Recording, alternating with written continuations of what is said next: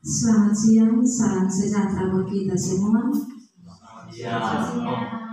Yang saya hormati Bapak Kepala Sekolah, Bapak dan Ibu Guru, saya mengucapkan terima kasih karena telah meluangkan waktu untuk mengikuti kegiatan diseminasi menyebarkan pemahaman budaya positif.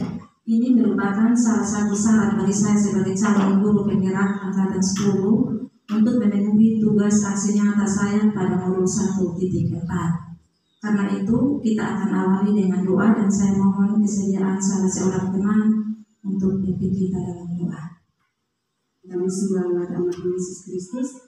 Di siang hari ini Tuhan, kami akan mulai kegiatan diseminasi. Saat ini yang akan dibawakan materi oleh Ibu Since. Kiranya Tuhan Engkau memberkati hamba-Mu, berikan hamba-Mu hikmat, pengetahuan. Kiranya Tuhan Engkau terus bertambah-tambah dalam kehidupan pribadi anak-Mu, agar sebentar Tuhan jangan menurut hikmat dan pengertian dari hamba-Mu, tetapi kiranya Tuhan kuasa Tuhan, anugerah Tuhan terjadi dalam kehidupan pribadi anak-Mu. Kami semua yang hadir dan mengikuti akan kegiatan ini juga Tuhan, kiranya Tuhan Yesus Engkau memberkati akan kami semua. Kegiatan kami hari ini Tuhan, dari awal pertengahan hingga berakhirnya, kami terus serahkan ke dalam tangan kasih ya Bapa. Mengampuni akan kami Tuhan, karena hanya di dalam nama Tuhan Yesus kami berdoa. Amin. Terima kasih Ibu yang telah memimpin kita dengan doa buka.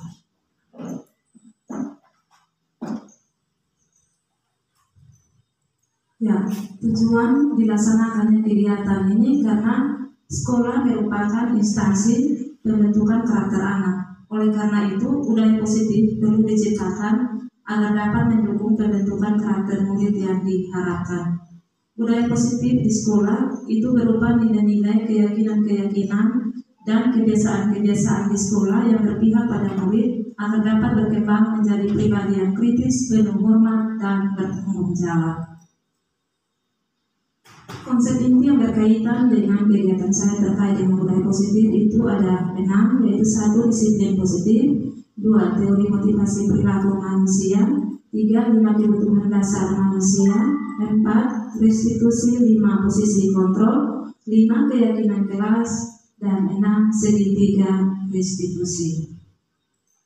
Terkait dengan budaya positif yang telah saya sampaikan tujuan di awal, ada pertanyaan penanti buat kita. Bila di sekolah Anda tidak ada aturan yang memberikan surat teguran bagi karyawan yang sering datang terlambat, atau tidak ada atasan yang memberikan Anda penghargaan menjadi karyawan terbaik karena sering datang tepat waktu, apakah Anda tetap datang tepat waktu untuk mengajar murid-murid Anda? Jelaskan alasan Anda. Jadi dari pertanyaan pemantik ini mungkin ada jawaban dari Bapak dan Ibu yang bisa memberikan kita sama-sama bisa memahami apa tujuan dibuatnya budaya positif. Saya berikan kesempatan. Ya, Ibu Dini silakan. Baik, terima kasih atas kesempatan yang diberikan kepada saya. Ya, dari pertanyaan pemantik itu memberi surat teguran bagi karyawan sering datang terlambat atau tidak ada alasan yang memberikan Anda penghargaan menjadi karyawan terbaik. Itu yang saya pahami. Menurut penerapan positif itu kebiasaan nilai-nilai yang positif.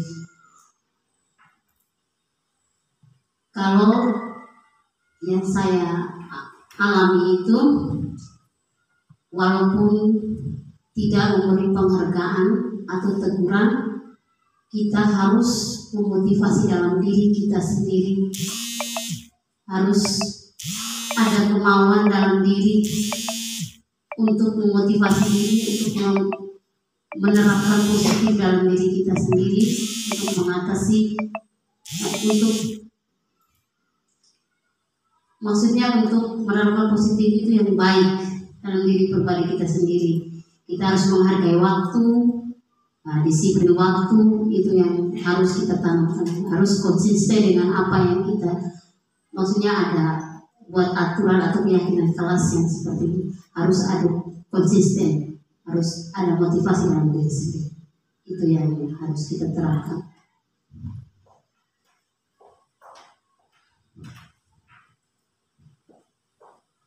Ya, terima kasih Ibu Din. Jadi betul sekali apa yang telah disampaikan oleh Ibu Din kepada kita, bahwa walaupun di sekolah kita itu tidak ada surat teguran secara tertulis bagi kita yang sering datang terlambat atau mungkin sering izin, ataupun tidak ada penghargaan bagi kita yang sering datang tepat waktu, tetapi kita tetap datang tepat waktu, kita menjadi teladan bagi anak-anak, dan harus ada motivasi dari dalam diri kita sendiri. Kita lanjut, kita lihat disiplin positif.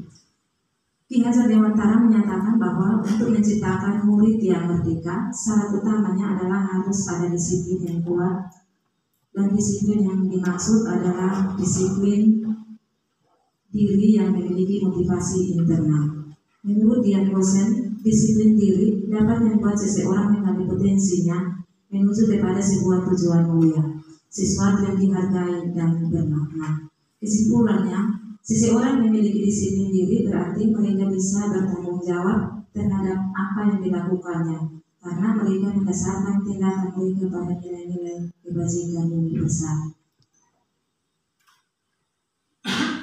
Jadi yang terkait dengan disiplin positif ini seperti apa yang sudah dijawab oleh Ibu Din pada pertanyaan tematik tadi, bahwa kita mendisiplinkan diri karena kita bertanggung jawab atas apa yang kita lakukan, dan tindakan kita itu berdasarkan pada motivasi internal yang lahir dari dalam diri kita sendiri. Selanjutnya kita lihat motivasi perilaku manusia. Dian Rosen dalam bukunya Restructuring School Discipline menyatakan ada 3 motivasi perilaku manusia. 1. Untuk menghindari ketidaknyamanan atau hukuman. 2. Untuk mendapatkan imbalan atau penghargaan dari orang lain. 3. Untuk menjadi orang yang mereka inginkan dan menghargai diri sendiri dengan nilai-nilai yang mereka percaya. Jadi ada 3 bentuk motivasi yang ada dalam diri kita sebagai manusia, itu untuk menghindari ketidaknyamanan, mendapat penghargaan, dan juga menjadi orang yang kita inginkan. Nah, dari 3 motivasi perilaku manusia ini, pertanyaan buat kita sebagai seorang guru, saat Anda hadir mengajar di kelas tepat waktu, motivasi apakah yang mendasari tindakan Anda? Apakah Anda datang tepat waktu karena tidak ingin ditegur oleh atasan Anda dan kemudian mendapat surat peringatan, atau menghindari ketidaknyamanan dan hukuman, atau Anda ingin mendapat ujian dari atasan Anda dan mendapat penghargaan sebagai karyawan atau guru berprestasi, atau mendapatkan imbalan atau penghargaan dari orang lain, atau Anda ingin menjadi orang yang menghargai waktu, menghargai diri Anda sendiri sebagai teladan bagi murid-murid Anda, karena Anda percaya tindakan Anda sebagai guru akan dicontoh oleh murid-murid Anda, atau menghargai nilai-nilai diri sendiri.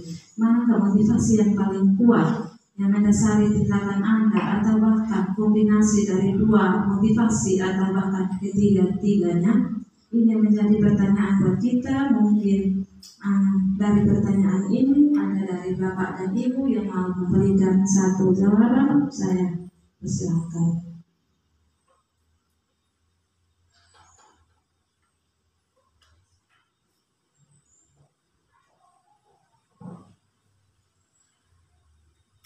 Baik, terima kasih atas kesempatan yang diberikan. Dari pertanyaan pemantik yang ada, menurut saya bahwa sebagai seorang guru kita harus ada,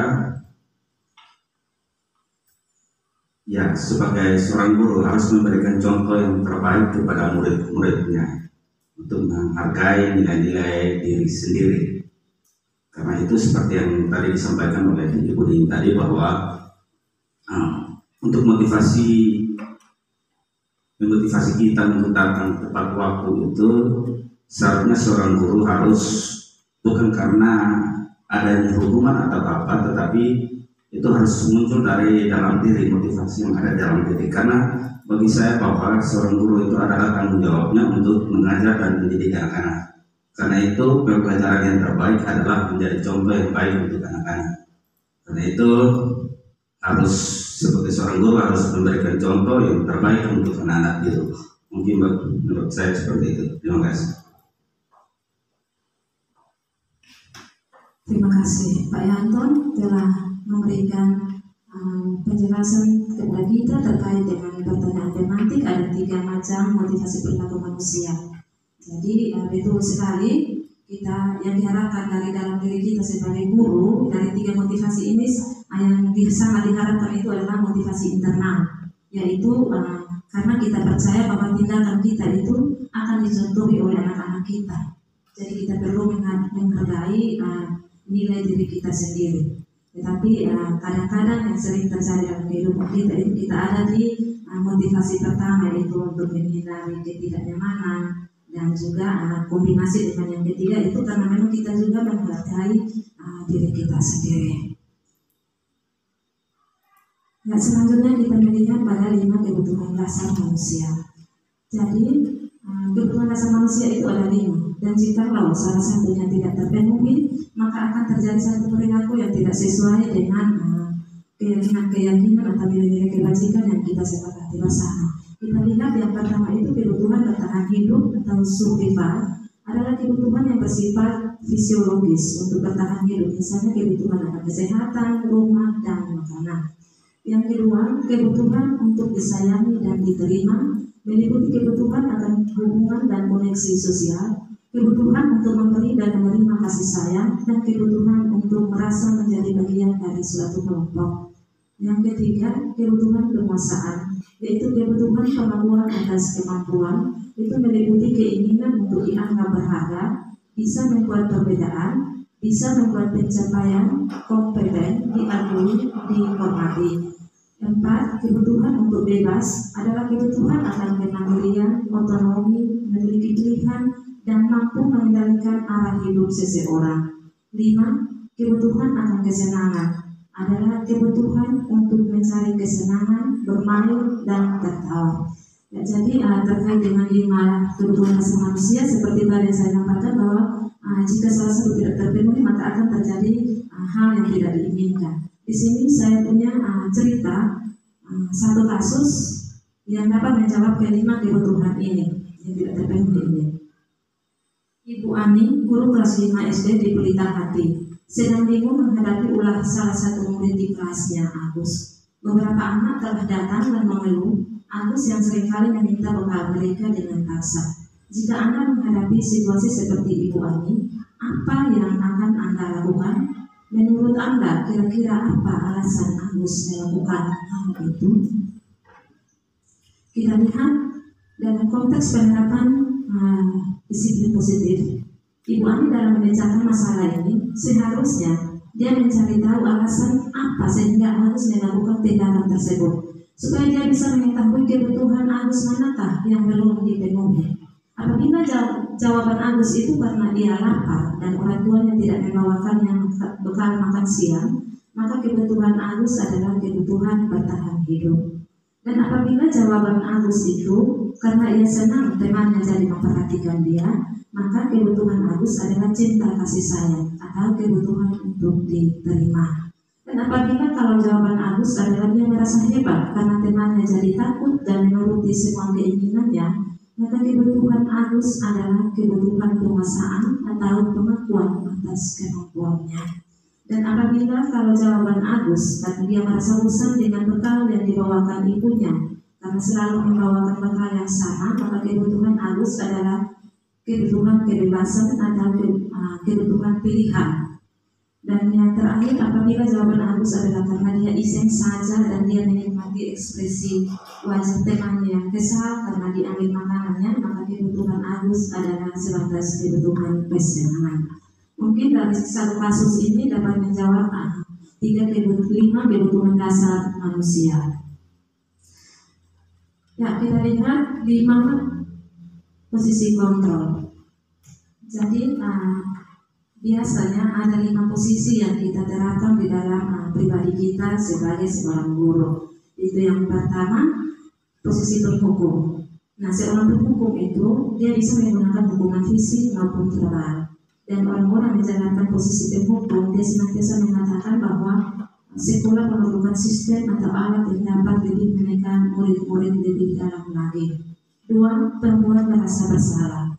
Pada posisi ini, biasanya guru akan bersuara lebih lembut. Pembuat rasa bersalah akan menggunakan keheningan yang membuat orang lain merasa tidak nyaman, bersalah, atau rendah diri. 3. Posisi teman. Guru pada posisi ini tidak akan menyakiti murid, namun akan tetap berupaya mengontrol murid secara persuasif. 4. Posisi pemantau. Posisi pemantau berdasarkan pada peraturan-peraturan dan konsekuensi. 5. Posisi manajer. Posisi manajer adalah posisi di mana guru berbuat sesuatu bersama dengan murid, mempersilakan murid mempertanggungjawabkan perilakunya, dan mendukung murid agar dapat menemukan solusi atas permasalahannya sendiri. Jadi terkait dengan restitusi 5 posisi kontrol ini, saya juga punya satu contoh kasus yang bisa dijawab dengan menggunakan 5 posisi ini. Tetapi terkait dengan 5 posisi kontrol ini, biasanya itu diharapkan dari kita seorang guru itu kita harusnya mengambil posisi manajer. Nanti kita akan sampai ke sana. Ya, kasusnya adalah Vina tidak menggunakan sepatu berwarna hitam saat datang ke sekolah, dan Pak Agus ini bertindak sebagai guru piket. Jika posisi Pak Agus ada pada posisi penghukum, maka dia akan berkata patuhi aturan saya atau awas. Dan juga dia bisa saja berkata kamu selalu saja salah. Itu adalah perkataan daripada seorang penghukum. Atau bisa saja dia main tangan di sini. Yang berikut, jika posisi Pak Agus sebagai pembuat merasa bersalah, maka dia akan bersuara lebih lembut dan dia akan mengatakan begini, Bapak sangat kecewa sekali dengan kamu. Berapa kali Bapak harus memberitahu kamu?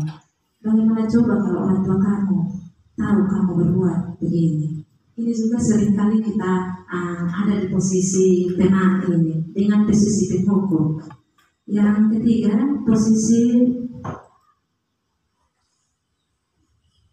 teman. Jika Pak Agus ada di posisi teman, maka dia tidak akan menyakiti murid, tetapi dia terus mengontrol murid. Dia menggunakan hubungan yang baik, dia menggunakan kata-kata yang bisa membuat dia kembali refleks, humor untuk mempengaruhi siswa itu, dan dia akan berkata, ayolah bantu Bapak. Jadi Bapak ya, kamu ingat tidak bantuan Bapak selama ini?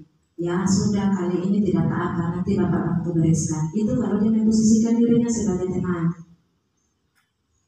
Dan kita perlu tahu bahwa pada posisi teman ini dia ada punya nilai positif dan negatif. Nilai positifnya itu berupa kita punya hubungan baik dengan murid itu tetap terjalin, tetapi nilai negatifnya itu akan muncul pada saat kita sudah tidak bisa membantu atau membela si murid ini.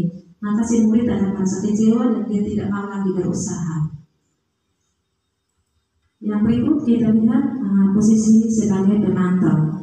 Seorang pemantau biasanya dia mendasarkan posisinya itu pada peraturan dan konsekuensi, pakai sanksi. Jadi dia akan berkata, kamu tahu peraturannya apa? Apa yang kamu lakukan? Sanksi dan konsekuensi yang akan kamu dapat itu apa? Itu kalau dia menggunakan posisi pemantau. Dan yang terakhir adalah posisi manajer.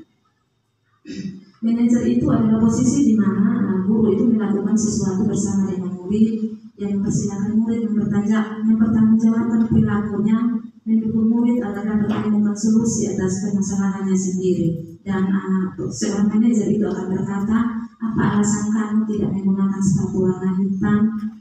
Apa yang kita yakini itu kembali ke keyakinan kelas. Lalu dia juga akan bertanya, apakah kamu meyakininya? Jika kamu meyakininya, apakah kamu bersedia memperbaikinya? Dan jika kamu memperbaikinya, apa yang akan kamu tunjukkan tentang dirimu? Dan apa rencana kamu untuk memperbaiki hal ini? Itu langkah-langkah yang akan dipakai oleh seorang guru yang mengambil posisi sebagai manajer. Ya, selanjutnya kita melihat keyakinan kelas. Keyakinan kelas merupakan satu set nilai norma atau prinsip yang dianut bersama oleh seluruh anggota kelas, termasuk guru dan murid, yang bertujuan untuk menciptakan lingkungan belajar yang positif dan mendukung keyakinan ini berfungsi sebagai pedoman bagi perilaku dan interaksi di dalam kelas, serta mempengaruhi cara murid dan guru berkomunikasi dan bekerja sama. Keyakinan kelas membantu membentuk motivasi internal pada murid untuk berperilaku sesuai dengan nilai-nilai kebajikan yang dijunjung tinggi, yang pada akhirnya berkontribusi pada pembentukan karakter dan etika personal yang baik.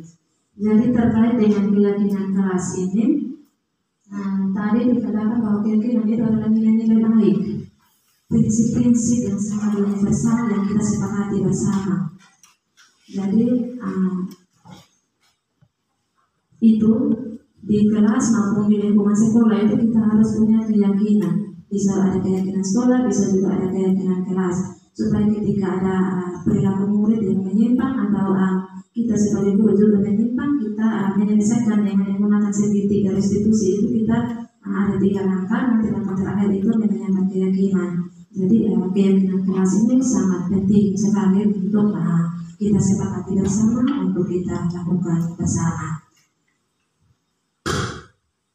Nah, jadi ini adalah contoh keyakinan kami di kelas 1 itu: berdoa sebelum dan sesudah belajar, 2 rajin sekolah, 3 saling menghormati, 4 menjaga kebersihan, dan 5 itu bekerja sama.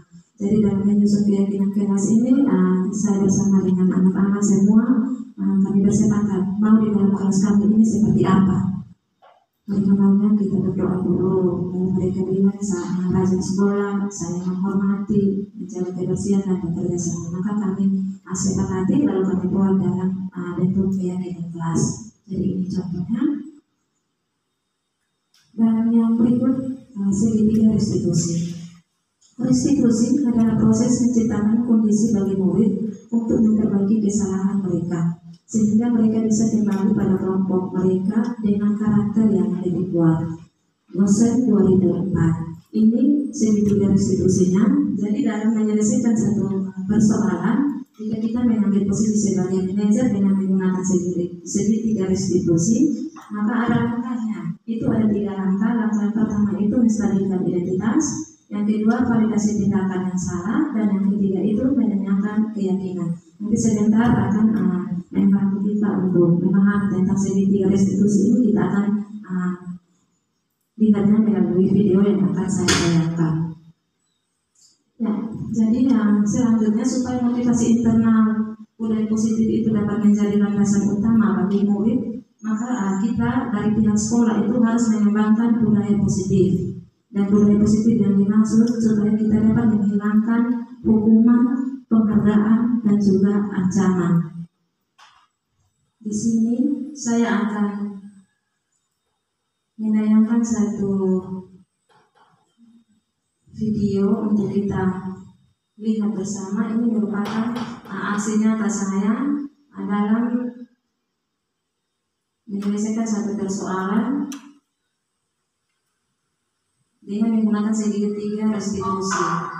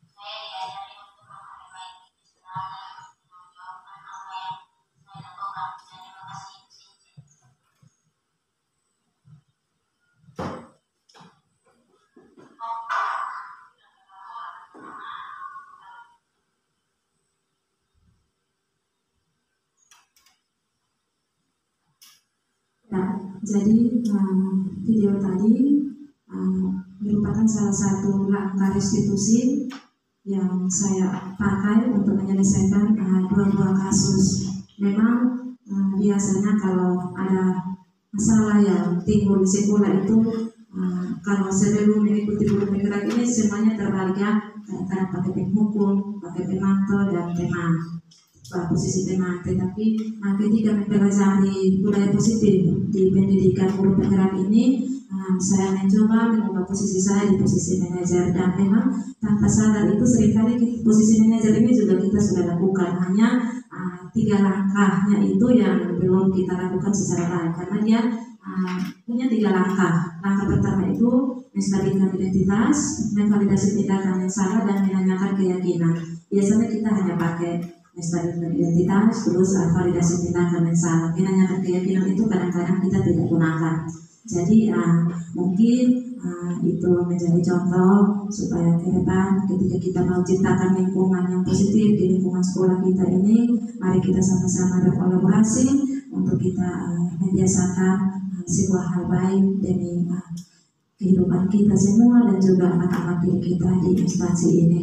Jadi demikian pemaparan saya terkait dengan aksi nyata saya di budaya positif ini. Terima kasih atas kesediaan Bapak Kepala Sekolah bersama dengan teman-teman Bapak dan Ibu Guru yang telah meluangkan waktu untuk mengikuti kegiatan diseminasi saya pada siang hari ini.